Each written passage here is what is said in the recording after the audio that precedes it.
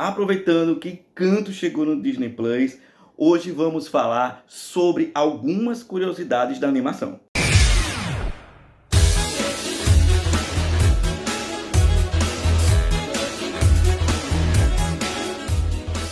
Presente de Natal para quem não assistiu Encanto no cinema. Encanto acabou de estrear no Disney Plus no dia 24 de dezembro. No dia 24 de novembro estreou nos cinemas.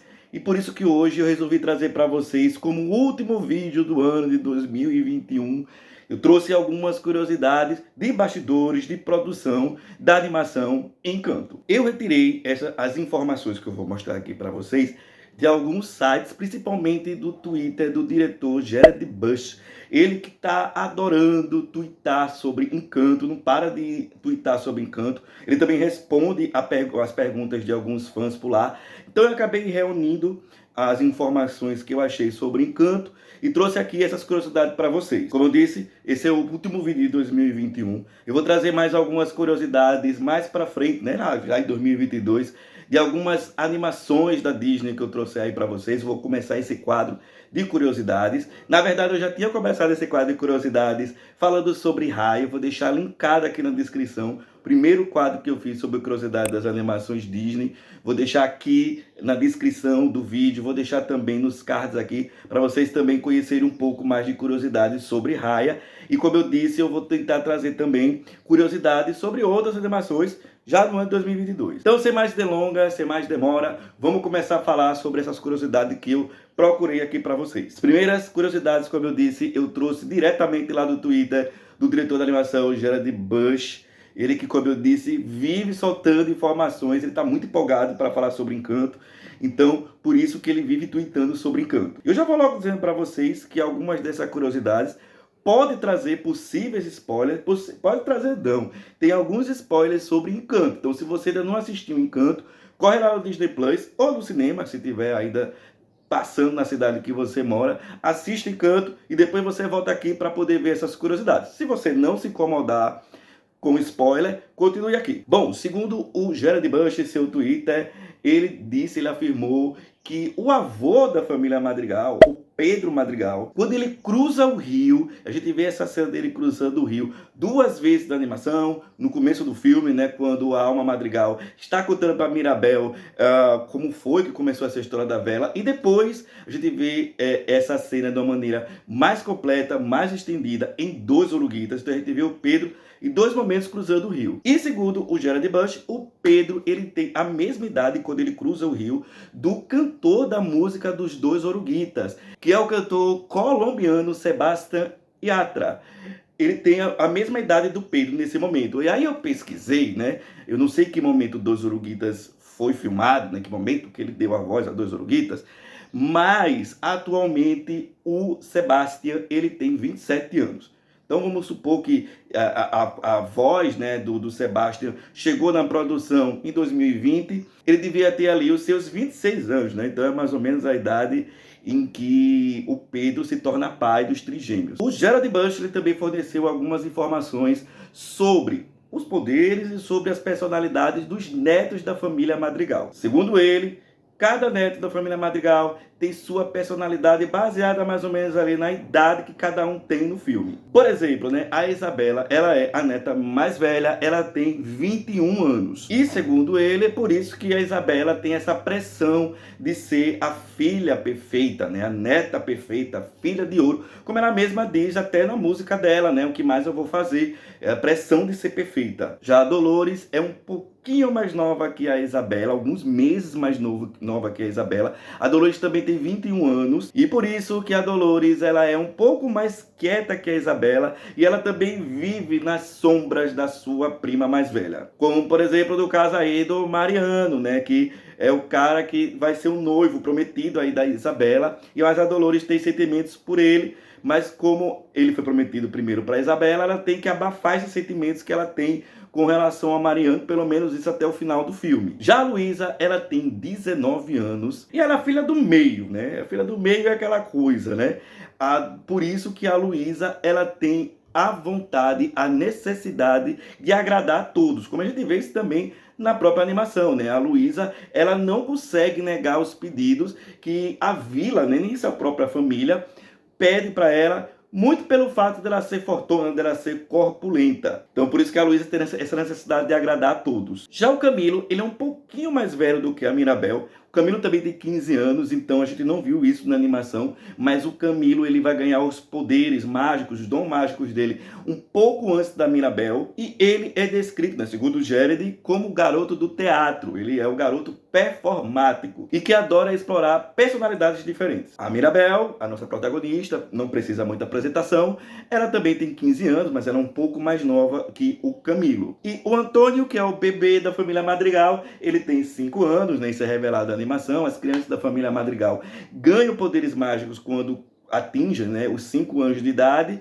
e o Antônio, ele ganha os seus dons mágicos durante o filme. O Jared Bush, ele forneceu algumas outras informações sobre a idade dos outros membros da família Madrigal. Segundo ele, por exemplo, o Félix, ele é um pouco mais velho do que a sua esposa Peppa e dos outros trigêmeos da família Madrigal. Os trigêmeos da família Madrigal, que tem 50 anos, então o Félix, ele é um pouco mais velho do que os trigêmeos. Já o Agostinho, ele é um pouco mais novo do que os trigêmeos da família Madrigal. Logo, o Agostinho, ele é mais novo do que a sua esposa Julieta. Inclusive, o Jared, ele fornece algumas outras informações do Agostinho. Eu adorei o Agostinho, já vou logo dizendo. Segundo o Jared, o Agostinho, ele sempre, desde novo, né, a gente pode ver isso no filme, ele é um cara propenso a acidentes. A gente vê em diversos momentos do filme, né, que ele tem problemas lá com as abelhas, ele é muito desajeitado. E a gente sabe também, né, que os membros da família Madrigal meio que estão ali para servir os membros da vila, né? O Agostinho, ele era um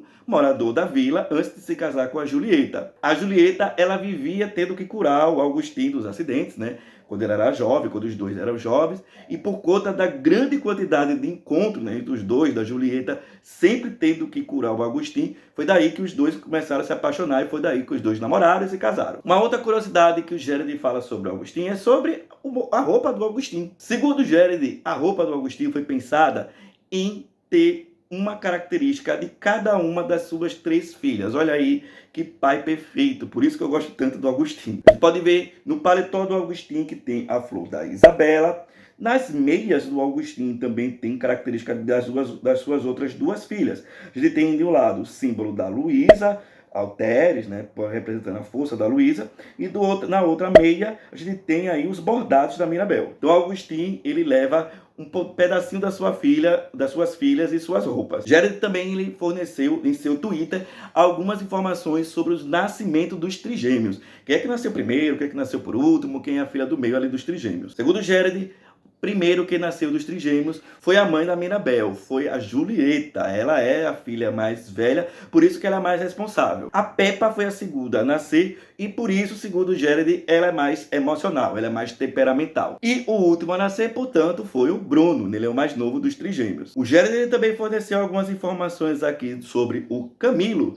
E ele começou falando sobre a personalidade do Camilo. O Camilo, no início da produção, ele não era para ser um adolescente brincalhão, que gosta de performar, como a gente viu na animação.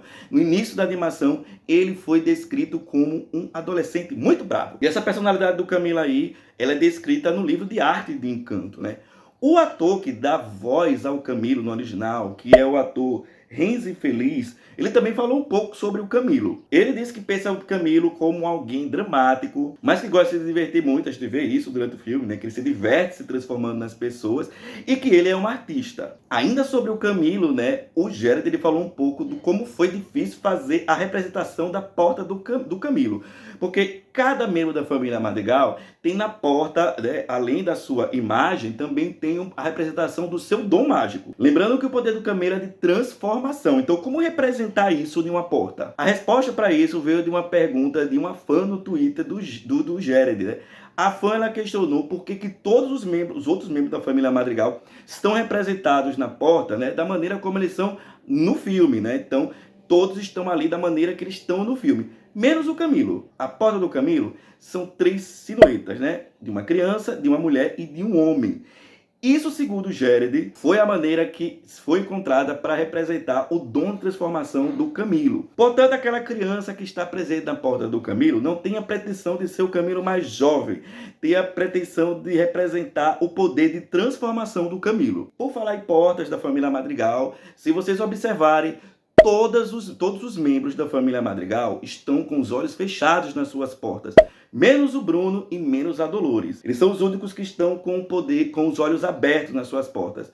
Isso talvez tenha a ver com os poderes sensoriais que os dois têm, né? A Dolores, ela tem o poder sensorial de ouvir à distância. E já o Bruno, ele tem o poder sensorial de prever o futuro, né? Ele fica com os olhos abertos, inclusive, quando ele está fazendo as suas previsões. E por falar em Bruno, no início da produção, o Bruno se chamaria Oscar. Mas o Lin-Manuel Miranda, que foi ele que fez todas as músicas de Encanto, resolveu trocar o nome do personagem para Bruno, para que a sonoridade do nome pudesse se encaixar na letra do Não Falamos do Bruno. Inclusive tem uma matéria do site Disney Insider mostrando como seria o nome dos membros da família Madrigal no início da sua produção, e também traz algumas informações de como seria a personalidade dos personagens também no início da produção. Vou deixar linkado aqui na descrição do vídeo para quem quiser ver essa matéria de como seriam os personagens do início da produção. A Mirabel, segundo o site, se chamaria Mariana, e ela é descrita aqui como uma menina muito engraçada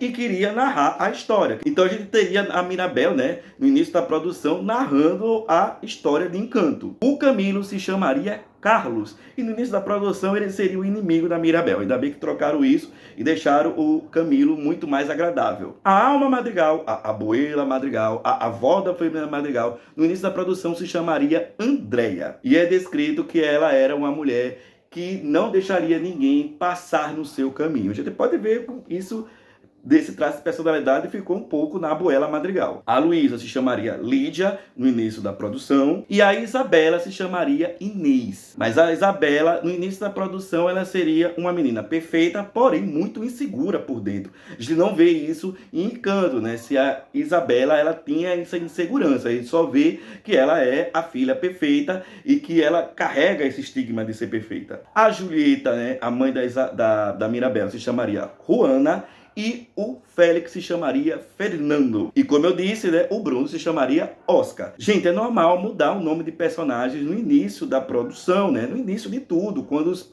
animadores, quando os diretores, quando os roteiristas estão pensando na história. Então é normal mudar o nome dos personagens, e é também normal mudar algumas personalidades, alguns traços na história do personagem. Isso é normal, não pense que isso só aconteceu em Encanto, não. Por exemplo, né, a Elsa, no início da produção de Frozen, seria a vilã da história. Então mostra aí que realmente as coisas mudam durante a produção de uma animação. Próxima curiosidade diz respeito a Luísa. E eu vou deixar os sites que eu tirei a informação aqui também na descrição do vídeo para quem quiser ver mais sobre. Gente, a Luísa, ela é a corpulenta, ela é uma mulher muito forte, e a sua sexualidade, ela não é abordada na animação.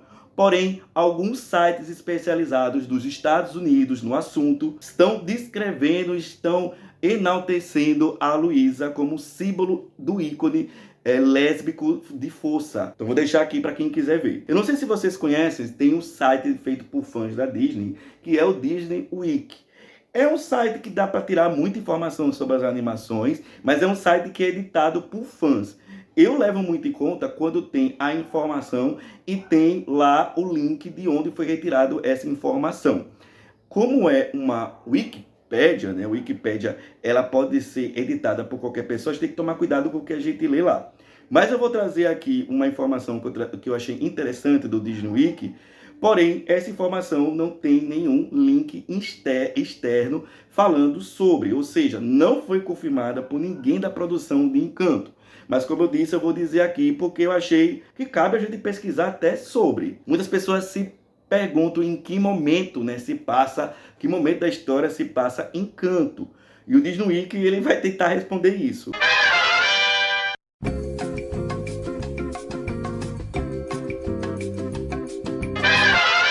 Segundo diz no Wiki, ele chama atenção ali, né, que durante o momento de Dois Uruguitas, a gente tem ali uma guerra, né, que acontece, né, os homens invadindo a vila e que a Buela Madrigal, né, que a Alma Madrigal e que o Pedro moravam. A gente vê ali homens a cavalo e utilizando espadas. No site, essa guerra representada na animação é a Guerra Civil Colombiana, mais especificamente um período da história da Guerra Civil Colombiana que se chama Guerra dos Mil Dias, que aconteceu entre os anos de 1899 e 1902. E foi a guerra que vitimou aí o Pedro Madrigal. O site faz umas contas ali, né? Ele diz que já que a vela ela foi guardada pela Alma Madrigal depois desse fato durante 50 anos, e levando em conta então o período que aconteceu essa batalha aí dos 1000 dias, muito provavelmente então Encanto se passa nos finais dos anos de 1950 ou início dos anos 1960. O que faz um pouco de sentido até por conta da tecnologia ali da época, daquela máquina fotográfica. A gente vê que tem fotografia nesse período, e é um período que já existia fotografia. Porém, como eu disse, é só uma curiosidade, essa curiosidade aqui que eu estou trazendo para vocês não é confirmada por lugar nenhum. Eu só trouxe porque quando eu estava pesquisando eu achei interessante. Depois eu vou pesquisar sobre, vou ver se eu acho alguma coisa sobre isso. Se confirmar, eu vou trazer para vocês depois de alguma maneira. Muito bem, essas são curiosidades que eu trouxe de Encanto. Comenta aqui nos comentários o que foi que você mais achou de interessante dessas curiosidades. Conta para mim também aqui nos comentários se você achou alguma outra curiosidade que eu não mencionei aqui no vídeo, que talvez eu nem não sei dessa curiosidade. Pode comentar aqui nos comentários que eu respondo a todos. Pois é, esse é o último vídeo de 2021 do Mundo Camundongo. A gente se vê em 2022. Aproveitando e desejando um feliz ano novo para todos. E até o nosso próximo vídeo, até 2022, aqui no Mundo Camundongo. Tchau!